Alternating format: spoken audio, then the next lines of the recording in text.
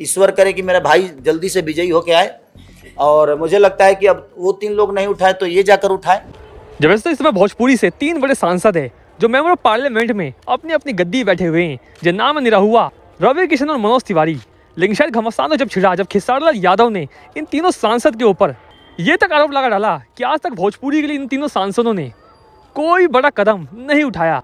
और इसके साथ ही खेसारीलाल यादव ने भोजपुरी से जा रहे चौथे बड़े अभिनेता और singer power star Pawan Singh से ये रिक्वेस्ट कर डाला कि अगर पवन सिंह सांसद बनते हैं तो सबसे पहले वो भोजपुरी के लिए कुछ करेंगे।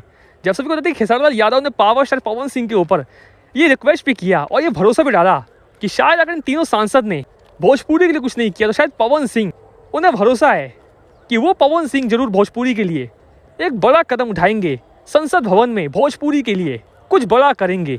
ये सारे बातें खेसारीलाल यादव की थी पावर स्टार पवन सिंह के लिए। इन 100 बात की एक बात यह है कि खेसारीलाल यादव भी कहीं ना कहीं पवन सिंह को जानते हैं और मानते हैं, और उनको पता है कि पवन सिंह भोजपुरी के वो स्टार हैं जो भोजपुरी के लिए काफ़ी कुछ बड़ा कर सकते हैं। वैसे नो डाउट पवन सिंह ने इस चुनावी माहौल में अपना कदम रख दिया है, और जल्दी आप सभी को चुनाव लड़ते हुए दिखेंगे बिहार के काराकाट से। क्या उनकी जीत होगी, आप सभी अपने कमेंट बॉक्स में बताइएगा, और आप सभी के हिसाब से खेसारीलाल यादव के इस रिक्वेस्ट को कितने हद तक पवन सिंह मानेंगे, ये भी आप सभी अपने राय कमेंट बॉक्स में जरूर बताइएगा। और वीडियो में लगता ही मिलते नेक्स्ट वीडियो में। धन्यवाद।